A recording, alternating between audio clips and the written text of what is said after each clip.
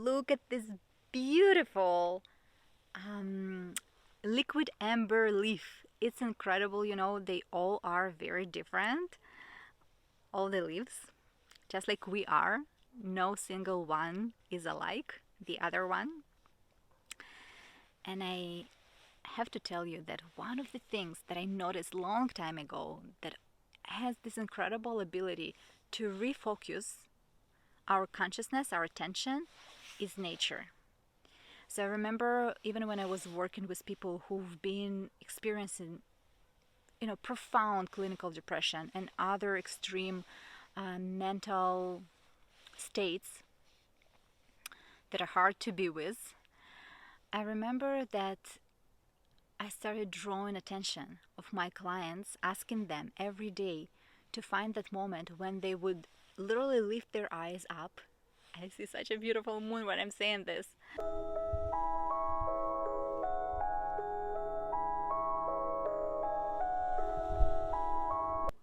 And notice the vastness of the universe that we are existing in.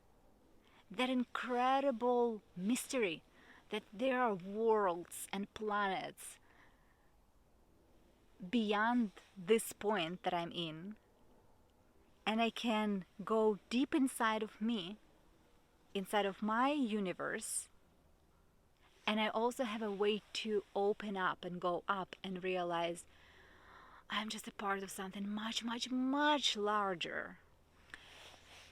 And I began to notice that not only for me, but for many other people, that was something that connected us to incredible support. Hello, dear beautiful person. My name is Dr. Ira. I'm a modern witch who is here to help you to connect to the beautiful, incredible, and powerful soul that you really are.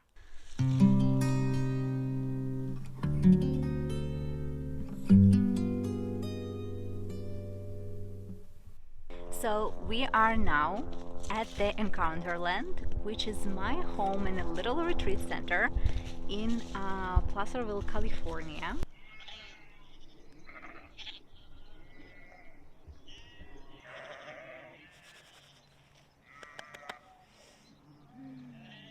And I'm taking you to this beautiful, beautiful oak tree.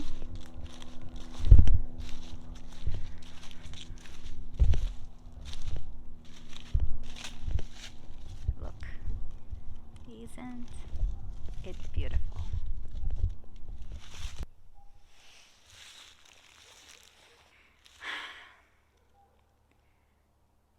We are in one of my most favorite places in the world, and I hope I will see you here one day.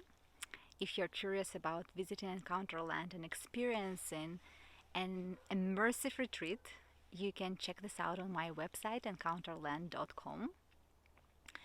And in this episode, I want to talk to you about a way to work with sadness and grief that will be very helpful in the long run.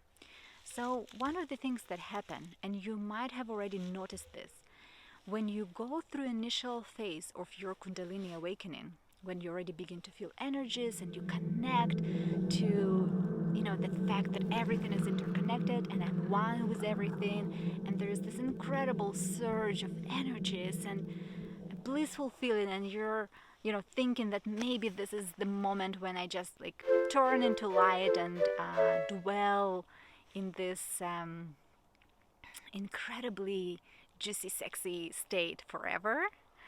This is when the consciousness begins to expand, right? So one thing that I really think that Freud got right was that our identity has a small portion that is being aware, that we are being aware of, and a huge portion that is unrevealed, unconscious. So you can call this identity, you can call this self, psyche. All these terms are actually a little bit tricky because it's not clear what we mean when we use them. And because when we go deeper into trying to understand ourselves, it is really hard to use words. They do not really capture the experience. So, what happens after this initial state of bliss is that your awareness will continue to expand, and slowly all the different layers and parts of your consciousness, of your psyche that were not in your awareness before are now coming into your awareness. And guess what? We know that what is being repressed is often what our psyche judges will be too much for us to be aware of. It's too unpleasant, it's too painful, and it even can be detrimental to our survival. Because, as you know, some of the things when we get in touch with, we begin to experience such an emotional pain that we literally want to end our life. And some of us do this. So, a strong mechanism of survival that makes sure that the soul stays in this body as long as possible denies awareness of a lot of the materials.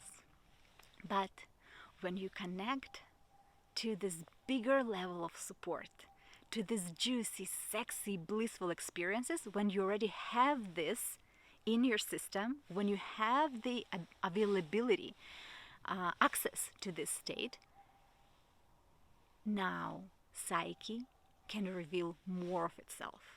More can be offered to consciousness. And so, after this wave, a down wave begins.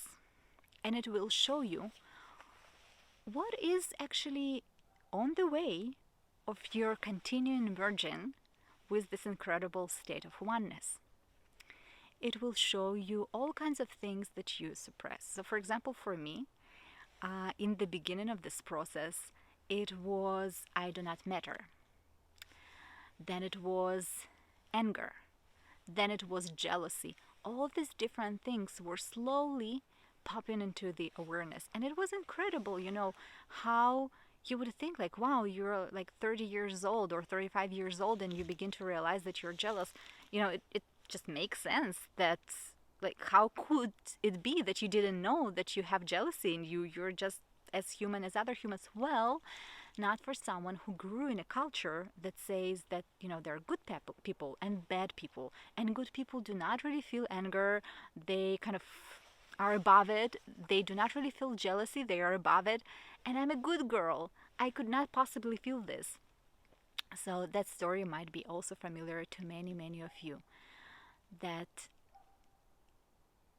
with the time, only with the time and with the expansion of understanding that actually good and bad does not really exist in the way that I've been taught, that as a human condition, I have all the different things inside of me: anger, hatred, jealousy. And it's really beautiful when you get to the place where you really can let go of the duality. That helps a lot. It's still not easy because this programming is very deep, but it really helps a lot. So one thing that I want to teach you in this video, that I want to share with you in this video, is a process that I learned from Legla Martin, and it's called pendulation. After being for a while on the awakening journey, I realized that it's not a one-time experience. My awareness expanded to the jealousy and anger feelings inside of me. Okay, now I'm doing this deep work, generational and collective, and inside of me, and going to my childhood and sitting and containing and expanding and streaming love to these places. I feel incredible, work done. I am never ever going to have issues any longer with anger or jealousy. It's not like that. So a certain amount of work is done. And here I am at the different place. I already can feel when I feel angry. I already can see the value in it. I already can understand, wow, it's precious. It's actually showing me my boundaries. It's showing me where I need to stand up for myself. And because I'm aware of it, I don't have to be as reactive. I can find now a way to weave anger and love together. And so I can both protect myself and still be kind to the being that I'm protecting myself from. Now, time may pass, and I may now expand my awareness even more to how there's certain things where the anger persists. There are certain areas where I cannot seem to move beyond, and I can feel that there is something destructive about it toward me. If you're familiar with the story of Kali, it's a very beautiful, also metaphor to how anger, when it's rightful, it is destructive in a beautiful way. It is a power that is capable of destroying what blocks you from feeling more oneness with love and with other people and with yourself, more appreciation of this life, more passion for what you came here to do. And when it's not tamed, it can then become self-destructive. It can turn on the very essence of life itself and take you to the places where there is no meaning to this life. I don't want to be here. And I have definitely experienced this state. What is pendulum? You might have seen this like a little structure that some people put on their table, and it's a few metal balls. So the pendulum is this ball and string that goes from one side to the other. It pendulates, it swings to one side and the other, to one and the other. And there can be even something soothing in looking at it, at the movement. So the same way, you can say, I'm going to have 10 minutes where I'm giving my full attention to that sense of sadness inside of me, to that sense that nothing is going to work out.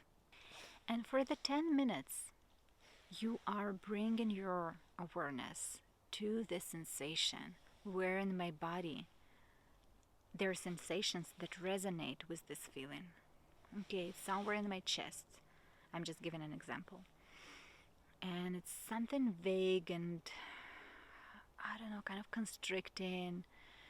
Maybe I feel a little cold and heavy. So I normally would look into different traits like color, shape, size, density, quality of that sensation, as many characteristics as I can be aware of. And then, after I got a more solid picture sensation, I may inquire, what would you want and what do you need? And then I would listen. And the message can come in words. I feel so devastated. I really wish I could disappear. Sometimes it can come in some kind of an image of something vanishing and changing or moving inside or curling in. Sometimes it will be the change in the sensation, and that in itself will show you what is the direction of the movement. And then at the next step, I'm going to bring my awareness to the part of me that is just pure loving presence. It's a part that doesn't fix anything, that has problem with nothing, something that feels like eternal presence, something in me that I do not see where is the beginning. It feels something much greater than I am as a identity. And I will imagine that I'm hugging myself, I'm infusing my being, my body, my identity with this sense of loving presence. And then, when the 10 minutes are over, I'm going to give myself a big hug. I might have a message to that part of me that is empathic and validating and true. Sometimes it would feel that the experience have shifted and it's not there anymore, and sometimes it is still there and the 10 minutes are up. So this is very beautiful because this way I train in myself that it's okay. I don't have to be swallowed by it.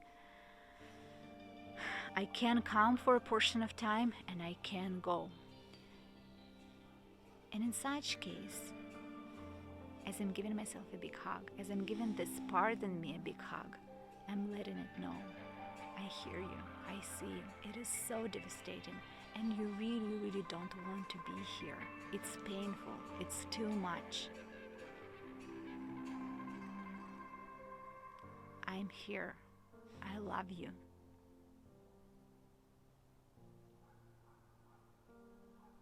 And it will be okay. Again, this is my example. This is what was true to me right in this moment. But if I don't feel that this is going to be okay, I will not say it. I will just give a hug. I will just let it know I'm here and I hear that it's difficult. And I will shift and I will go and do my things. So I'm one of these people for whom it's actually hard to really adopt this practice, and I forget because I have this tendency to go all the way in and to be there until things resolve and change and shift deeply. And this practice has also a value, and I will talk about it in a different video, but it has also dangers. Again, as I said, at some point, because of how consciousness works, if I'm saying yes and going deeper, then consciousness is saying yes and showing more. I'm going deeper, it is showing more. And there might be a place, a moment, when you are exhausted. You as an observant get exhausted. You as a physical body get exhausted. You as an emotional body get exhausted. So that's something that I realized, that it's important to notice these places, to remember to give myself permission to rest and take time. I wish you to go in your own pace in your exploration and to always pendulate back to knowing that you're loved, you're precious, and you actually do not need to be repaired. You're beautiful, you're an incredible soul that is exploring itself, and that at the end of the day, you are not only an observant, but you're also a creatrix of your life.